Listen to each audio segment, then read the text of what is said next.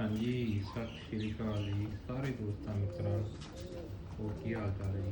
ਉਹ ਸਭ ਠੀਕ ਠਾਕ ਹੈ। ਅੱਜ ਤੁਹਾਨੂੰ ਸ਼ੌਂਕ ਕਰਾਉਂਦੇ ਆ ਆਪਣੇ ਕਬੂਤਰਾਂ ਦਾ। ਇਹ ਆਪਣੇ ਖੁੱਡੇ ਆ,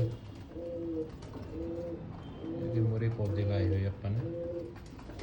ਕੀ ਆ ਕਰੋ ਜੀ, ਦਾਣੇ ਦਾ ਟਾਈਮ ਆਇਆ ਹੋਇਆ, ਸ਼ਾਮ ਦੇ ਦਾਣਾ ਕਰੋ ਸ਼ੌਂਕ।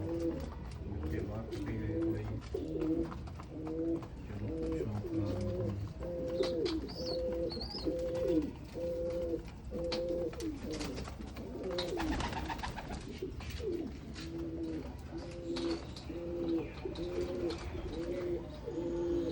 ਸਾਰੇ ਪੌਦੇ ਹੀ ਰੱਖੇ ਉੱਪਰ ਵੀ, ਖੁੱਡਿਆਂ ਦੇ ਉੱਪਰ ਵੀ ਪੂਰੇ ਫੁੱਲ ਬੂਟੇ ਲਾਏ ਆਪਾਂ ਨੇ ਖੁੱਡਿਆਂ ਦੇ ਉੱਪਰ।